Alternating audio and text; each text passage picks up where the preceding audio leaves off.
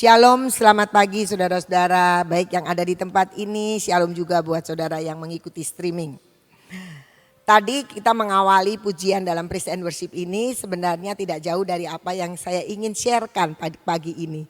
Hidup dipimpin roh, pujiannya itu diambil sebenarnya dari Musa di dalam Keluaran 33. Bagaimana pada waktu Tuhan menghadapi bangsa Israel yang tegar tengkuk, Tuhan kesal. Dan Tuhan bilang begini, aku akan mengirimkan malaikat untuk memimpin kamu dalam perjalanan masuk ke tanah perjanjian. Musa bilang gini, gak mau Tuhan. Aku gak mau kalau cuma dipimpin sama malaikat. Itu cerita dalam bahasa sehari-harinya saya. Tapi aku mau dibimbing sama kamu sendiri. Rohmu yang memimpin. Nah itu juga dalam hidup kita saudara-saudara. Hidup kita itu memang Tuhan, kita sekarang sudah masanya dalam perjanjian baru dalam Tuhan Yesus. Waktu zaman Musa belum, tapi zaman sekarang ini Roh Kudus sudah dicurahkan. Jadi kita punya akses, fasilitas, punya kemungkinan, punya kesempatan selalu hidup dipimpin oleh Roh. Kita akan lihat ya dalam 1 Korintus 12 ayat 3 bagian terakhir, Paulus menuliskan apa? Dikatakan demikian. Tidak ada seorang pun, saya ambil kalimat yang bagian B-nya. Tidak ada seorang pun yang dapat mengaku Yesus adalah Tuhan selain oleh Roh Kudus. Jadi kalau saudara-saudara dan saya bisa mengerti, menerima Yesus sebagai Tuhan dan Juru Selamat kita, itu pekerjaan Roh Kudus. Roh Kudus yang mengerjakan di dalam diri kita sehingga kita mampu untuk percaya bahwa Yesus itu adalah Tuhan. Makanya kita tahu begitu banyak orang yang mungkin sudah mempelajari Alkitab untuk perbandingan apa. Tapi kalau Roh Kudus tidak bekerja, tidak akan disingkapkan semua rahasia kebenaran dari firman Tuhan. Dan itu yang ditulis oleh Paulus, tidak ada seorang pun yang dapat mengaku Yesus adalah Tuhan selain oleh Roh Kudus. Nah masalahnya sekarang kita semua di sini, saya percaya tidak ada satupun yang nggak ngakui bahwa Yesus Tuhan. Semua mengakui. Berarti kita tahu bahwa Roh Kudus sudah bekerja, memberitahukan kepada kita, membuat kita mengerti dan menangkap bahwa kita ada roh yang sudah mengerjakannya untuk kita percaya bahwa Yesus itu Tuhan. Nah, Paulus menuliskan di dalam Galatia 5 ayat 25 dikatakan demikian. Jikalau kita hidup oleh roh, karena kita sudah ada Roh Kudus di dalam kita, baiklah hidup kita juga dipimpin oleh roh. Jadi karena kita sudah tahu Roh Kudus sudah memberitahukan dan menggerakkan hati kita, memberi pengertian sehingga kita percaya bahwa Yesus itu adalah Tuhan. Paulus mengingatkan kamu sekarang biarlah perjalanan hidupmu itu dipimpin oleh roh. Kenapa saudara-saudara? Kita seringkali banyak orang percaya tapi hidupnya banyak kegagalan. Banyak yang rasanya kok sepertinya janji Tuhan yang di Alkitab itu gak ada buat saya. Kenapa? Karena ternyata kehidupan kita setelah kita percaya Yesus, Paulus mengingatkan hiduplah dipimpin roh. Jadi biar Roh Kudus yang memimpin. Kenapa? Kita akan lihat di Galatia 5 ayat 16 dikatakan demikian. Maksudku ialah hiduplah oleh roh, maka kamu tidak akan menuruti keinginan daging. Kalau kita baca selanjutnya dibilang karena keinginan roh sama keinginan daging itu berlawanan. Jadi seringkali Tuhan pengen Roh Kudus selalu membimbing seperti apa yang Tuhan mau. Tapi kemudian daging kita enggak mau. Nanti saya akan sedikit bersaksi juga bagaimana hidup kita dipimpin oleh roh. Jadi kita tahu Paulus mengatakan hiduplah oleh roh maka kamu tidak akan menuruti keinginan daging. Jadi kita harus benar-benar hidup itu dipimpin roh. Maka semua yang daging, sebab kedagingan itu kalau kita lihat di Galatia selanjutnya adalah percideraan, permusuhan dan sebagainya lah, iri hati. Dan itu semua keinginan-keinginan daging kita. Seringkali kita gak terima, kita sombong, harga diri kita tersinggung, itu semua keinginan daging. Tapi roh akan memimpin kita. Dalam satu terjemahan firman Allah yang hidup dikatakan demikian. Saya menasihatkan supaya yang tadi dibaca itu hendaklah kamu hidup dipimpin roh. Ini dalam terjemahan firman Allah yang hidup. Saya menasihatkan supaya saudara hanya mengikuti petunjuk-petunjuk Roh Kudus. Ia akan menyatakan kemana saudara harus pergi dan apa yang harus saudara lakukan. Ini Roh Kudus ini akan menunjukkan dan memimpin kita. Dengan demikian saudara tidak akan terus-menerus mengikuti sifat jahat yang selalu mendesak saudara untuk berbuat salah. Jadi keinginan daging, keinginan kita, emosi kita suka marah atau kita enggak terima dan sebagainya itu sebenarnya sedang mengiring kita untuk berbuat salah. Jadi Paulus mengingatkan kamu harus mengikuti petunjuk Roh Kudus. Sebab kalau kamu mengikuti, Roh Kudus itu akan ngajari kamu pergi kemana dan apa yang kamu bisa dapatkan untuk dilakukan. Dan itu menjauhkan kita untuk berbuat salah. Saya percaya saudara dan saya tidak pengen berbuat salah. Hidup ini nggak pengen menyesal pada nantinya. Nyesal kan nggak pernah duluan ya, selalu belakangan. Kenapa kita menyesal? Karena seringkali kita merasa keputusan kita yang lalu itu salah. Nah, supaya menjauhkan dari kesalahan, Paulus menasihatkan biar minta petunjuk Roh Kudus. Setiap kali Roh Kudus itu ngomong apa, dia akan menyatakan apa yang harus kita lakukan. Apa yang Roh Kudus mau kita kerjakan itu. Jadi kita di sini melihat bagaimana kita itu kalau hidup dipimpin Roh Kudus, kita akan dijauhkan dari kesalahan. Kalau Roh Kudus memimpin, kesalahan itu 0, 0. Masalahnya kita sering masih salah kan? Karena hidup kita masih ada daging, masih ada. Udah jangan makan banyak-banyak, nanti kolesterolnya tinggi. Aduh makannya enak ya sudah dimakan aja. Tapi kalau Roh Kudus bisa mengingatkan. Nah seringkali kita berpikir bahwa kehidupan kekristenan kita membuat kita bebas apapun juga. Karena nanti Tuhan akan menolong. Tentu saja tidak seperti itu. Betul Tuhan pasti menolong. Tapi kita tahu bahwa ada hukum-hukum yang terjadi di dalam kehidupan kita sebagai orang percaya. Karena Tuhan menginginkan kalau kita boleh sembarangan, pasti hidup kita akan benar-benar dikuasai keinginan daging. Yohanes 16 ayat 13a mengatakan begini, tetapi apabila ia di sini adalah Roh Kudus datang, yaitu Roh kebenaran. Roh Kudus itu Roh kebenaran, gak ada kesalahan di dalam dia. Ia akan memimpin kamu ke dalam seluruh kebenaran. Jadi Roh Kudus itu akan memimpin kita dalam kebenaran. Nah kalau kita hidup di dalam kebenaran, maka kita dijauhkan dari semua kesalahan. Nah tentunya senang sekali. Kalau kita hidup dipimpin Roh, berarti kita tidak akan berbuat salah. Karena Roh Kudus akan menuntun kita untuk menjauhkan dari kesalahan. Nah, tetapi hidup kita tidak semudah itu saudara. Karena kita masih hidup dalam daging, kita bisa mengambil keputusan maunya kita. Nah sekarang kita akan lihat bahwa Roh Kudus itu roh kebenaran yang akan membawa kita dalam kebenaran. Saya percaya tidak satu pun di antara kita di sini yang mau berbuat salah. Tidak ada satu pun di antara kita ini yang pengen nyesel nantinya. Gak ada. Tetapi persoalannya tidak segampang itu. Kenapa? Karena untuk dipimpin Roh Kudus itu roh kebenaran. Dia akan menyingkapkan segala sesuatu yang benar. Tapi kita punya free will. Kita punya keputusan bebas untuk kehendak kita. Jadi akhirnya keputusan terakhir adalah kita sendiri. Nah tergantung seberapa besar kita punya akses dengan Tuhan yang dekat dengan Tuhan. Sehingga kita tahu apa yang harus kita lakukan. Nah bagaimana kita hidup dipimpin Roh? Saya ada 2 hal. Yang pertama hidup kita itu bisa hidup secara natural. Secara alamiah. Itu enggak salah juga. Kita kasih contoh 1 Timotius 4 ayat 8 bagian A. Latihan badani terbatas gunanya. Terbatas tapi tetap ada gunanya. Hanya terbatas. Salah enggak kalau kita olahraga latihan badani? Tidak salah. Tidak salah tapi terbatas gunanya. Tapi boleh enggak? Sangat boleh. Untuk kita berolahraga itu salah satu dari kehidupan secara alamiah, secara natural kita. Untuk menjaga kesehatan kita perlu olahraga. Dosa sangat tidak.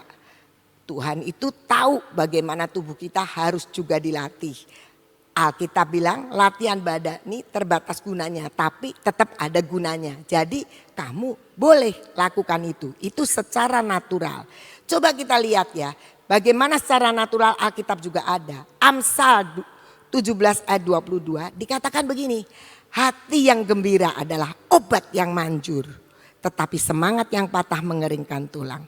Artinya apa? Secara natural kalau kita hatinya gembira maka dikatakan itu obat. Jadi kita jangan bilang begini. Oh iya dalam nama Tuhan Yesus enggak apa-apa. Pokoknya makan apa aja. Dalam nama Tuhan Yesus saya ngerjakan ini. Pasti enggak, ada obat loh yang Tuhan kasih. Itu secara natural. Obatnya apa? Bergembira. Karena kalau kita gembira, kita itu bisa bersyukur. Kalau kita gembira, semua yang kita lihat tuh serba bagus. Coba kalau kita enggak bisa gembira, kalau kita enggak syukur. Orang berbuat baik juga kita bilang salah aja. Dia tuh ngasih enggak tepat ya. Saya lagi sakit mah masa dikasih jeruk misalnya. Yang dilihat tuh jeleknya aja. Karena kita enggak punya kesukacitaan. Nah Tuhan bilang hati yang gembira itu obat. Berarti ada cara, enggak selalu Tuhan tumpang tangan kita sembuh. Tapi ada obat yang Tuhan kasihkan, salah satunya adalah hati yang gembira. Nah jadi kita tahu bahwa salah satu bagian dari hidup kita adalah bagian secara alamiah, natural. Pergi dokter boleh enggak? Boleh, itu natural. Pengetahuan-pengetahuan tentang kesehatan boleh nggak dibaca? Boleh. Dituruti? Boleh. Karena itu kehidupan secara natural. Jadi kenapa kok hati yang gembira itu obat yang manjur? Ternyata kalau saya lihat di AI ya. Jadi nanti orang yang bergembira itu akan dibanjiri, otaknya dibanjiri dengan serotonin, kortisol, dopamin dan sebagainya, itu yang akan menaikkan imun tubuh. Imun tubuh sehingga kalau ada penyakit apa-apa bisa diserang, ditahan. Sehingga kita menjadi sehat. Jadi obat yang manjur, banyaklah uraiannya. Tapi saya percaya bahwa secara natural Tuhan itu mengizinkan untuk kita menjaga kesehatan dengan semua pengetahuan-pengetahuan yang Tuhan adakan. Adanya dokter, spesialis, adanya obat-obatan dan sebagainya itu secara natural. Tapi ada satu sisi lagi yaitu supranatural. Nah di dalam supranatural itu kita tahu bahwa seringkali Ibu Nani kalau doa tentang pengurapan juga ini minyak supranatural. Supranatural itu terjadi apa? Karena supranatural itu sebuah keajaiban yang tidak bisa dijelaskan oleh akal sehat ataupun pengetahuan. Jadi itu di luar daripada yang natural. Tidak bisa pakai logika kita. Seringkali kita ketemu sama orang yang bilang orang Kristen itu nggak bisa pakai logika ya. Oh bisa, karena tadi ada sisi natural. Tapi ada satu sisi di mana kita tidak bisa menangkap secara natural atau perhitungan kita. Nah itu supranatural.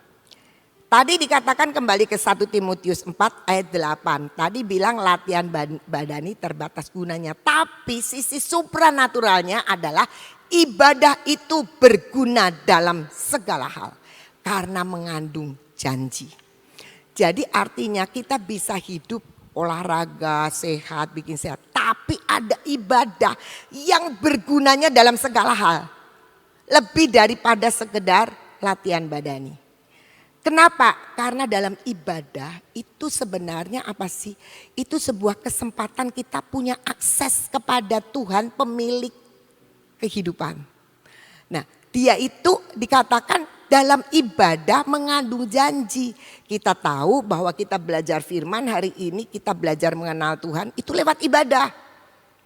Ada banyak orang baca Alkitab, bisa baca Alkitab. Tapi kalau bukan sebuah ibadah, hanya dipakai sebuah pengetahuan aja, enggak nyambung, enggak ngerti seringkali. Tapi kalau lewat sebuah ibadah di mana kita membuka diri untuk akses dengan Tuhan, maka itu yang dikatakan mengandung janji. Itu yang dikatakan bisa menghidupi hidup kita supaya kita tidak berbuat salah. Banyak orang bangga, saya itu ngerti Alkitab dari Kejadian sampai Wahyu. Saya belajar ini, saya ikut Zoom, saya belajar ini, belajar ini. Tapi kalau pembelajaran itu tidak merupakan ibadah, nothing, nol. Nggak ada apa-apanya, sia-sia. Cuma apa? Pengetahuan. Banyak orang bisa sampai S3, ya cuma pengetahuan aja. Tapi hidupnya tetap morat-marit. Hidupnya tetap hidup kedagingan. Hidupnya enggak sukses. Hidupnya kacau. Keluarganya berantakan, anak-anaknya enggak jelas. Loh kenapa? Dia kan tahu firman. Karena bukan ibadah. Jadi kita tahu dalam satu sisi supranatural, kita harus punya ibadah. Karena itu yang berguna dalam segala hal. Segala hal ini kita punya persoalan apa saja ada di dalamnya. Ada sebuah janji, ada sebuah kehidupan, ada sebuah pekerjaan roh. Yang tadi dibilang dipimpin oleh roh. Roh itu akan mengajari kita apa yang harus kita lakukan. Roh itu akan memberitahukan apa yang sedang terjadi. Dan membuat kita tidak berbuat salah. Ada begitu banyak orang yang tidak mengerti tentang ibadah. Dipikir kalau datang tiap pagi di PW, dari awal sampai akhir cukup itu ibadah. Tapi sepanjang hidupnya tidak membuat sebuah akses dengan Tuhan sampai hidupnya berubah. Ya, itu menjadi sebuah tanda tanya besar. Seberapa jauh? Supranatural itu ibadah. Yang terjadi adalah keajaiban. Dan kita tahu tidak bisa dijelaskan dengan akal sehat. Sisi itu kita bisa tahu. Bagaimana Tuhan Yesus berjalan di atas air. Ilmu fisika nggak bisa jelasin. Bagaimana Tuhan mengubah air jadi anggur. Ilmu kimia nggak bisa jelasin. Bagaimana Tuhan itu membuat 5 roti dan 2 ikan. Bisa makan ribuan banyak itu. Siapa yang bisa jelasin? Gak ada yang bisa menjelasin. Tuhan menyembuhkan orang lumpuh. Tinggal ngomong berdiri. Sembuh. Tuhan juga bisa bilang sama orang kusta. Sana temui imam. Tiba-tiba disembuh. Gak ada sesuatu yang bisa menjelaskan kenapa ketika berjalan tiba-tiba kustanya sembuh. Gak ada. Dan itulah kehidupan, satu sisi kehidupan yang menjadikan kita itu hidup dalam supranatural. Tergantung sekarang saudara dan saya punya pilihan. Mau yang natural atau supranatural. Natural salah? Enggak. Tapi terbatas. Nah, hidup kita itu sebenarnya adalah kombinasi dua itu. Natural dan supranatural. Ada manusia yang senangnya natural melulu. Pokoknya kalau enggak begini enggak bisa, enggak masuk akal. Ya enggak apa-apa. Cuma ya enggak sempurna aja karena terbatas. Tapi ada yang supranatural melulu. Jadi pokoknya dalam nama Yesus saja. Udah pokoknya begini-begini, maunya sendiri yang ngeroh begitu. Salah? Enggak juga. Tapi juga enggak maksimal. Karena apa? Hidup yang benar tadi Paulus bilang dipimpin roh. Roh yang akan ngajari kita kemana. Kan roh itu selalu juga bisa memimpin dalam natural dan supranatural. Karena firman Tuhan ada. Firman Tuhan enggak pernah bilang yang natural aja. Ada satu ketika Tuhan mencelikan orang buta, dia pakai tanah. Berarti ada sebuah mediasi.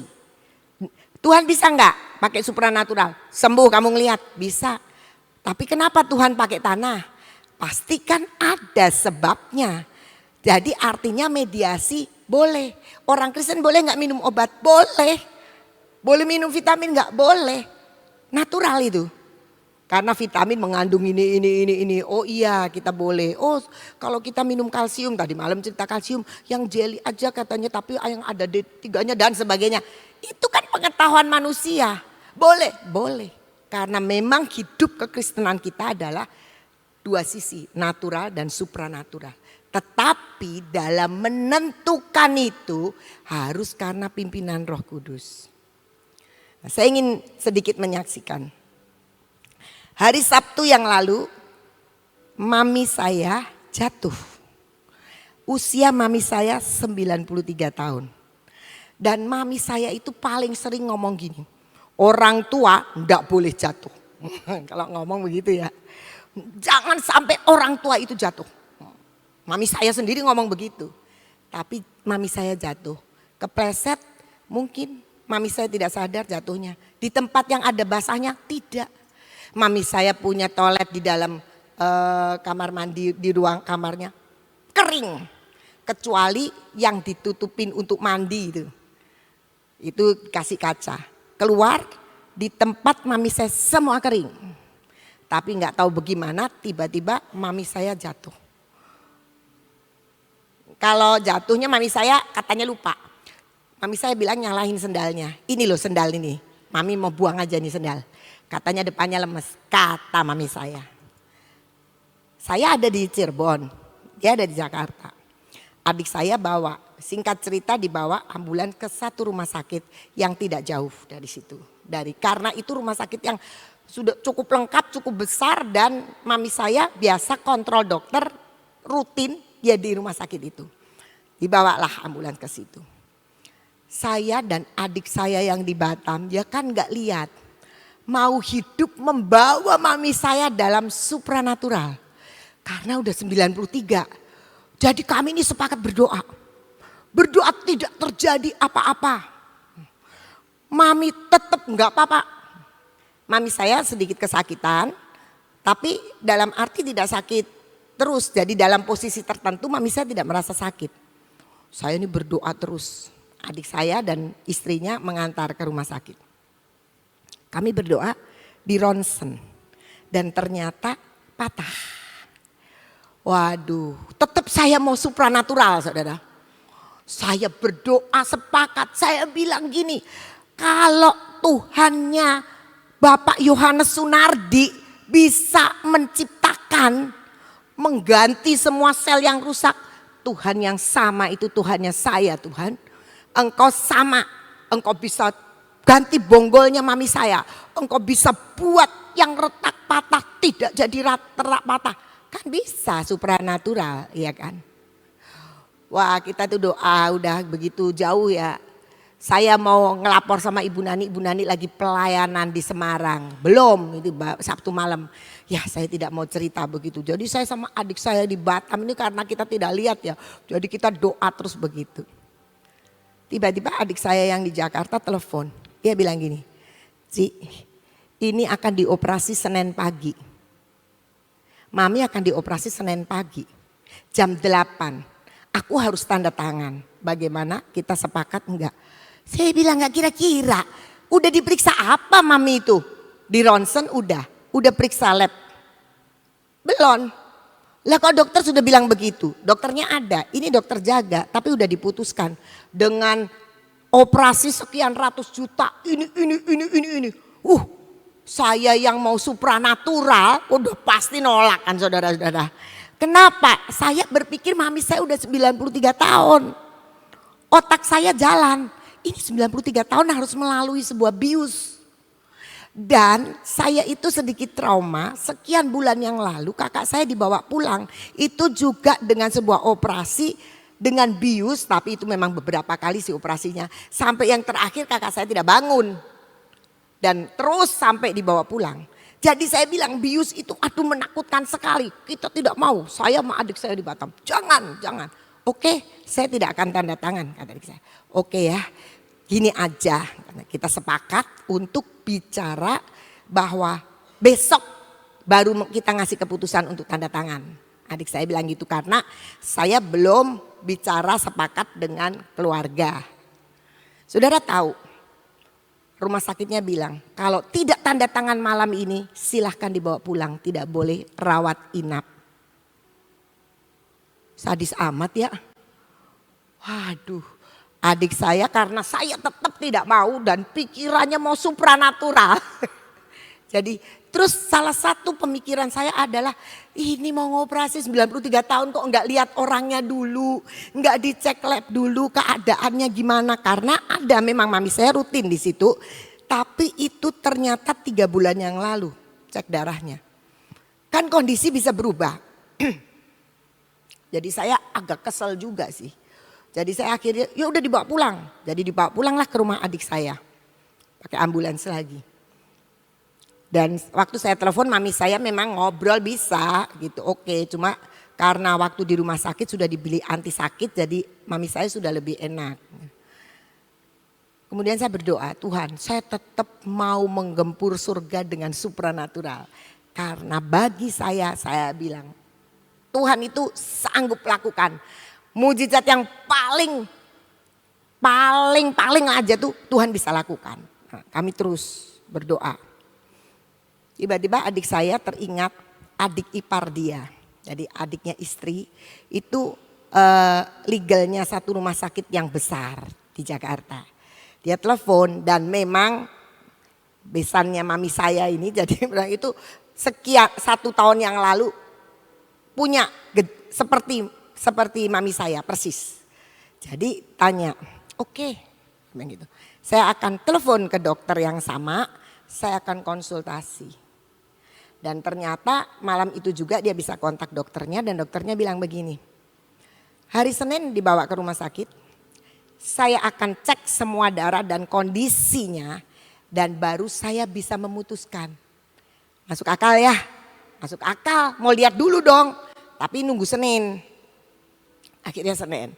Dan kenapa saya nggak langsung ke Jakarta? Sebenarnya juga saya karena kepingin saya hari Senin harus ada di sini juga. Untuk apa ya saya nggak mau cerita nanti saudara-saudara ikutan semua terutama yang streaming.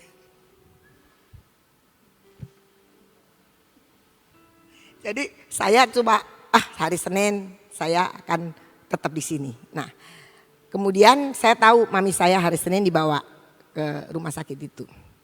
Saudara, keputusan dokter operasi hari Selasa. Saya berangkat ke Jakarta. Saya belajar waktu itu karena adik saya bilang ini mami harus operasi. Tapi saya belajar untuk menundukkan keinginan saya supranatural. Kecewa tidak, saya belajar untuk mengerti Tuhan. Sebenarnya apa yang Tuhan mau dengan ibu saya. Tapi saya percaya Tuhan itu pasti melakukan yang terbaik. Saya sudah terus berdoa. Kalau kita berdoa pasti Tuhan dengar. Nah tiba-tiba Ibu Nani kirim firman. Nggak ada resiko. Tuhan pegang kendali. Roh Kudus bicara. Dan pada waktu itu saya langsung bilang, ya Tuhan saya pegang. Mami saya memang harus operasi. 93 tahun. Tidak masalah buat Tuhan. Yang pasti tidak ada resiko. Tuhan pegang kendali. Saudara dipimpin roh itu adalah menantikan Roh Kudus mau mengarah kemana. Seringkali kita maunya yang supranatural. Cespleng, mami saya tidak usah dioperasi. Mami saya itu udah umur 93 tahun. Bagaimana nanti kalau dibius? Dan ketika sampai di sana saya langsung ke rumah sakit. Ngobrol-ngobrol dengan beberapa ternyata akhirnya keputusan dokter bukan permintaan kita. Tapi kita sudah berdoa berikan dokter hikmat yang terbaik. Saudara saya, ponakan saya datang menjenguk bilang apa coba? Ya dokter itu baik, teman segereja dia. Tapi enggak selalu sukses loh. Coba saudara. Ngomong kayak gitu nggak selalu sukses loh. Coba, tapi saya bilang mau dokternya suka gagal mau apa. Hari ini Tuhan bilang nggak ada resiko. Dan keputusan dokter mami saya di bius lokal. Epidural di sini. Wah ipar saya yang di Batam bilang gini. Ci, yang bener aja, mami dibius lokal. Nanti kan maminya stres di kamar operasi. Itu kan pikiran natural. Tapi saya bilang gini, saya itu pernah lihat dulu beberapa kali Audrey juga melahirkan kan pakai epidural juga. Dia itu bilangnya ngantuk, berarti dikasih obat ngantuk. Sadar sih sadar, tapi ngantuk. Sudahlah, dokter tahu yang terbaik. Semua berjalan dengan luar biasa. Saya tunggu mami saya. Kami selesai, mami saya itu dioperasi itu malam. Janjinya jam 6, akhirnya jam 8 malam. Mami saya bilang gini, kamu ngomong sama dokternya besok aja ditunda, jangan sekarang. Dokternya itu pasti kecapean kalau udah malam, nanti gak bener. Aduh mami, ini janjian sama dokter untuk bikin schedule itu bukan seenaknya. Dia sudah punya waktu. Ternyata besoknya memang minta maaf, dokternya bilang kemarin mundur ya Oma ya. Karena memang saya itu tiba-tiba ada kecelakaan dan saya mengoperasi 17 orang hari itu. Tapi tetap kuat. Karena apa? Karena ada Tuhan yang memberikan janji.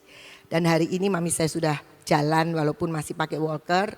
Udah pulang ke rumah dan semua berjalan dengan sangat baik. Dipimpin Roh Kudus itu penting sekali. Kadang Roh Kudus memimpin yang bukan kita yang mau. Kalau saya yang mau mujizat, Pak Yohanes Sunardi dikasih mujizat, istrinya dikasih mujizat, Tuhan yang sama juga berkuasa untuk melakukan mujizat. Tapi Tuhan kok enggak mau ya seperti itu. Dia punya wewenang. Yang pasti ketika kita dihadapi seperti itu kesempatan Tuhan memperkenalkan diri. Untuk kita semakin kenal Tuhan. Untuk kita semakin ngerti Tuhan itu seperti apa. Tuhan itu bukan pribadi yang bisa kita arahkan. Karena kalau kita mau mengarahkan Tuhan bisa gagal. Tapi Tuhan tahu yang terbaik. Tahu ya bagaimana Tuhan itu harus bertindak. Supaya melihat kuasa Tuhan. Mari saudara-saudara kita belajar. Saya merasakan ini dipimpin Roh. Ada banyak cerita yang lain sebenarnya yang benar-benar Tuhan itu menyingkapkan, menuntun dan membuat kita semua itu terkagum-kagum. Dikit tambahin ya, saya bersaksi yang aneh. Ini adik iparnya adik saya itu, dia legalnya di satu rumah tangga besar itu. Tiba-tiba bilang begini waktu adik saya telepon, tanyain dokter begini. Kita udah gak pikir macam-macam. Karena terus terang mami saya tidak punya asuransi. Kenapa? 93 tahun gak ada asuransi yang mau. Gitu kan. Jadi gak punya asuransi. Dia tanya begini sama saya. Sama adik saya. Kalau CM, ini kan adiknya ini. Kalau CM punya BPJS enggak? Adik saya enggak pernah mikir BPJS ya. Enggak punya lah katanya gitu. Oh harusnya punya BPJS. Kalau punya BPJS tinggal nanti di-upgrade kata dia gitu. Nah singkat cerita sudah lupakanlah itu BPJS. Tiba-tiba minggu pagi adik saya bilang begini. Ci kalah menang daftar BPJS walaupun gak kepake. Gak bakal kepake. Karena itu akan berlaku 14 hari kemudian. Tapi gak apa-apa. Iya ya kok kita itu gak mikir gitu. Daftarin Ci. Aku kan adik saya di sana kan repot ya. Jadi dia bilang, Cici aja yang daftarin BPJS. Saya mikir daftar BPJS itu gimana ya. Ya paling gampang lah telepon Sir Steve. Karena sekolahan kan semua guru pakai BPJS. Saya telepon Sir Steve. Sir, saya mau daftar BPJS buat mami saya. Bagaimana ceritanya? Oh iya bisa, nanti saya daftarin katanya. Terus dia tiba-tiba gini. Karena kami semua nih sekolah semua ada BPJS. Termasuk saya didaftarkan BPJS. Corporate jadi perusahaan gitu. Dia bilang gini, Miss gampang BPJS-nya pakai BPJS-nya di bawahnya Miss Ina aja. Kok bisa? Kan ada nama maminya di ibu kandung. Di kakak itu ada ibu kandung nama mami saya. Nanti bisa. Oh ya oke. Minta KTP, minta kakak. Kasih sama saya. Udah diproses sama dia. Tiba-tiba dia bilang begini, Miss gak bisa mungkin karena hari Minggu. Masa sih semua di Indonesia itu udah online. Iya tapi gak bisa. maminya didaftarkan nggak bisa. Ya udah besok tunggu Senin. Toh saya pikir BPJS itu tidak akan terpakai karena 14 hari kemudian kan. Jadi sudahlah nggak apa-apa. Tiba-tiba selesai bilang gini, Miss ternyata setelah saya masukin NIK-nya maminya Miss Ina, dia itu punya anggota BPJS. Loh siapa yang daftar? Saya tanya sama mami saya, Mami pernah daftar BPJS? Enggak. Mami pernah didatengin barangkali RT RW untuk daftar BPJS? Enggak. Nah ini siapa? Ada jelas keluar BPJS. Dan kalau dipakai langsung dipakai kecuali cuma harus bayar denda. Saya bilang berapa dendanya sir? 2,5 juta. Wis tak transfer langsung. Langsung jadi aktif. Tapi buat saya penasaran, adik saya yang di Batam, adik saya yang di Jakarta semua penasaran. Siapa yang daftarin mami BPJS? Betul enggak? Tapi kita terus kalau adik saya yang Jakarta, oh udahlah biarin aja, pokoknya ada BPJS nomornya sekian, wis itu aja udah enggak cerita. Saya ini orang penasaran, itulah pengennya yang natural-natural. Kurang nih. Saya tuh di kereta waktu berangkat mikir, siapa ini yang daftarin mami saya BPJS? Enggak mungkin mami saya itu bisa daftar sendiri. Enggak ngerti lah. Wong saya aja suruhan orang. Mami saya keren-keren amat daftar BPJS. Tapi saya itu penasaran. Sambil merenung Tuhan sebenarnya siapa sih yang daftarin BPJS itu. Tiba-tiba saya diingatkan.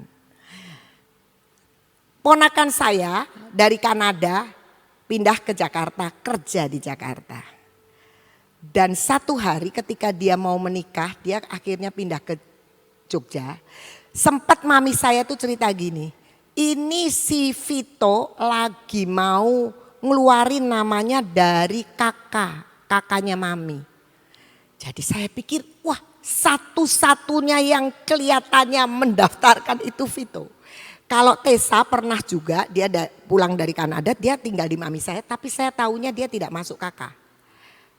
Kalau Vito ini karena mami saya cerita, Vito mau menikah dia akan keluarin dari kakak gitu.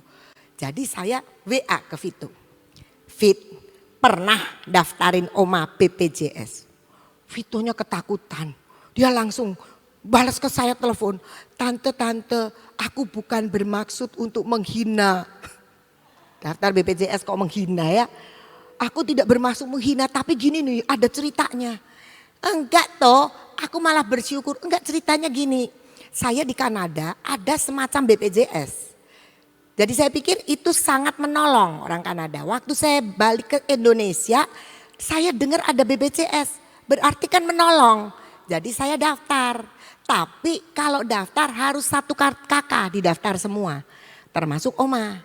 Jadi saya daftarin, saya bayarin terus. Waktu saya mau keluar dari kakak, saya bilang sama Oma ini ada BPJS, aku mau bayarin tapi dengan kakak yang sudah berbeda. Kata mami saya bilang, nggak usah, Oma sih nggak mau ikut BPJS, ngomong begitu. Jadi aku nggak bayarin lagi. Nah sekarang bayar langsung BPJS-nya jalan. Saudara, saya melihat di sini bagaimana Tuhan itu akan intervensi dalam hidup kita, bahkan jauh sebelum. Dia sudah tahu. Kalau adik saya nggak iseng-iseng dalam mami bayarin BPJS, kita nggak tahu loh ada BPJS. Adik saya bilang udah dah, Ci, kalau menang bawa BPJS, walaupun ini BPJS nggak akan berguna nih buat sekarang ini nggak akan berguna. Karena itu 14 hari dan ternyata berguna, saudara. Hanya di-upgrade aja. Karena mami saya tidak di rumah sakit yang BPJS, di tempat yang lain. Tapi saya melihat di sini itu privilege buat mami saya. Dia tetap dapat yang terbaik. Tapi itu privilege juga buat anak-anaknya, bayarin murah. Hanya upgradean aja. Tapi saya melihat di sini bagaimana ketika kita menyerahkan dan percaya. Walaupun kita tadinya takut mami saya dengan usia 93 tahun. Tapi faktanya Tuhan memang pegang kendali. Mami saya dioperasi hari Selasa malam. Keluar dari ruang operasi sekitar 1:30 kemudian masuk ke ronsen. Dan saya pulang dari rumah sakit 4:30 saya baru selesai semua. Tapi hari Rabunya mami saya sudah diterapi untuk berdiri. Belum jalan sih. Berdiri, melangkah, maju mundur dan tidak merasa sakit. Saya percaya Tuhan itu ketika kita hidup dalam pimpinan roh yang terkadang gak mau kita seperti itu, tapi Alkitab tetap ngomong untuk menghindari kamu berbuat salah. Dan ternyata bukan menghindari berbuat salah saja, ada berkat di balik kita mengikuti pimpinan roh. Kadang hati itu nyesek, kenapa mami saya harus operasi. Saya tanya, mami ini sendal memang yang salah. Iya, makanya mami mau buang itu sendal. Tapi kata pembantu, enggak kok, ibu kayaknya lagi pakai celana. Wong satu kaki ada di celana, satu kaki di luar. Saya bilang, mami kan sudah bilang kalau pakai celana sambil duduk. Kata Fitri begitu mami. Oh mungkin juga ya. Jadi sandal itu jangan dipakai buat alasan. Tapi kalau sandal itu memang sudah tidak memadai, boleh mami saya. Nah, mari kita belajar hidup dipimpin roh. Kita akan diluputkan dari banyak kesalahan dan di balik itu selalu ada berkat. Tuhan Yesus memberkati.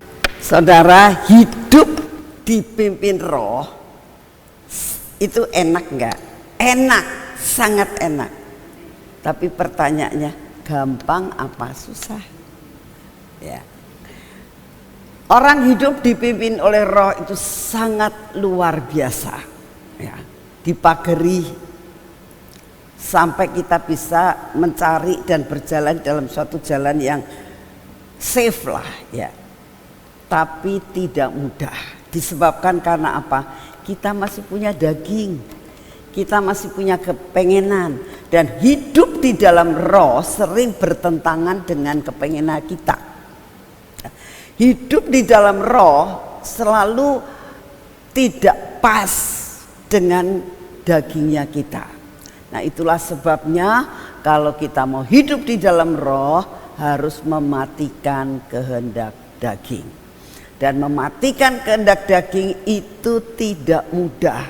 Karena kita masih punya kepengenan, jiwa kita, pikiran kita rasanya kok enggak pas ya. Tuhan pengennya begini tapi kok enggak pas ya. Nah untuk membuat kita hidup di dalam roh harus senada dengan Tuhan ya. Itu adalah satu-satunya persyaratan harus senada dengan Tuhan. Maka kita akan bisa hidup di dalam roh, mematikan kehendak daging. Kita berdoa. Terima kasih ya Tuhan untuk firman-Mu pagi hari ini. Untuk pujian dan penyembahan yang kami sudah lakukan sepanjang pagi ini. Terima kasih Bapak karena Kau baik dan Kau baik. Matikan kehendak tubuh kami. Buat jiwa dan pikiran kami ada di bawah pimpinan Roh-Mu.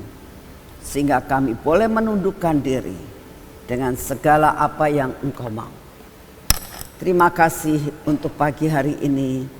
Terima kasih buat hari pertama dari minggu ini kami datang di hadapan-Mu Tuhan. Terima kasih untuk pimpinan-Mu, terima kasih untuk segala sesuatu yang Kau kerjakan pada minggu ini. Kami percaya ada perkara-perkara yang luar biasa sepanjang minggu ini Engkau pimpin dengan Roh-Mu Tuhan. Untuk kami tidak berbuat menyimpang daripada segala rencana-Mu. Bapak, saat ini juga kami datang di hadapan-Mu. Kami mau menyerahkan akan keadaan bangsa dan negara kami. Kami doakan ya Tuhan, supaya Engkau sendiri akan memimpin akan bangsa dan negara kami. Tuhan, Engkau tahu keresahan-keresahan yang terjadi karena banyak sekali harga-harga yang naik dan akan melanda akan saudara-saudara kami menengah ke bawah. Tuhan, kami doakan beri hikmat marifat kepada Bapak Presiden dan Wakil Presiden, kebijaksanaan yang daripada-Mu. Semua peraturan yang akan dikeluarkan Tuhan, Engkau yang akan meneliti Kalau itu memang tidak membawa kebaikan, Tuhan biar semua peraturan itu ditunda untuk dapat membuat bangsa dan negara kami ini mengalami suatu kelegaan. Terima kasih untuk semuanya. Bapak, kami juga berdoa untuk penginjilan. Terus Tuhan, bakar hati setiap anak-anak-Mu sampai kami tetap dapat melakukan, menjadi saksi-Mu dimanapun Engkau tempatkan kami. Sampai di pelosok-pelosok media Engkau yang terus acarakan Tuhan. Sampai setiap telinga akan mendengar kebenaran firman-Mu. Kami mengharapkan Engkau percepat kedatangan-Mu supaya banyak jiwa yang diselamatkan. Bapak, kami berdoa saat ini untuk saudara-saudara kami yang akan berangkat ke Israel Tuhan. Kami minta di dalam nama-Mu, Engkaulah yang akan mengendalikan dalam segala perkara. Berikan kepada mereka yang ikut ketetapan hati untuk melakukan apa yang menjadi kehendak. Terima kasih untuk semuanya. Bapak, kami juga berdoa untuk tanggal 5 acara yang Kau adakan di tempat ini. Kami minta seluruh acara Engkau yang mengendalikan. Semua firman yang akan disampaikan Engkaulah yang menentukan. Kami minta di dalam nama-Mu, acara dari awal sampai akhir Engkaulah yang menentukan. Terima kasih untuk semuanya. Bapak, kami juga berdoa pada saat ini Tuhan. Keadaan cuaca yang tidak baik, kami doakan Tuhan Yesus, Kau berikan kekuatan, kesehatan, daya tahan tubuh yang daripada-Mu. Kami terima di dalam nama Tuhan Yesus. Sehingga kami dapat kuat dan sehat mengatasi semua keadaan dan cuaca saat-saat ini. Engkau tahu Tuhan, banyak berita yang mengatakan akan terjadi panas yang luar biasa. Ini pun kami persembahkan kepadamu. Karena daya tahan tubuh yang Kau berikan buat kami akan dapat mengatasi apapun juga. Kami percaya akan hal ini. Terima kasih untuk kasih setia-Mu. Kami percaya Tuhan, Engkau yang akan memberi kekuatan kesehatan yang daripada-Mu. Bapa yang di surga, saat ini kami sungguh menyerahkan hari-hari di hadapan kami bersama-Mu. Karena kami percaya seluruh beban kami, Engkau yang sudah menanggung bersama kami. Di dalam nama Tuhan Yesus, mari kita masuk dalam pengurapan.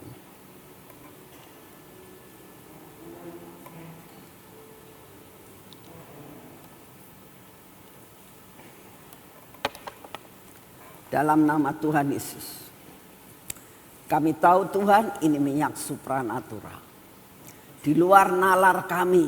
Kalau kami bisa melihat, kita bisa merasakan, kami bisa mencium. Ini di luar nalar kami. Tapi kami percaya dengan supranatural ini kami akan berjalan. Menjalani kehidupan ini. Biarlah menguasai akan seluruh kehidupan kami. Sehingga hidup kami bukan karena natural saja, tapi kami akan berjalan di dalam supranatural. Kau memberkati mata kami, telinga kami ya Tuhan, bibir mulut kami dan hati kami ya Tuhan. Terus pegang hidup kami, cara berpikir kami, untuk benar-benar hidup di dalam supranatural. Engkau yang akan menghancurkan semua yang tidak baik dalam hidup kami. Sehingga segala kedagingan kami, ketegar tengkukan kami, Engkau patahkan dan biarlah semua tunduk kepada kuasa Roh Kudus. Berkati tangan kami, supaya hari ini kami dapat melakukan semua pekerjaan kami bersama-Mu dan kami akan berhasil. Berkat-Mu mengalir atas hidup kami. Jalanan kami dengan kaki kami, Engkau pimpin supaya jangan sampai kami tersandung. Terima kasih untuk semuanya. Pimpin hidup kami berkenan di hati-Mu. Dalam nama Tuhan Yesus. Amin. Selamat pagi, Tuhan memberkati saudara semuanya.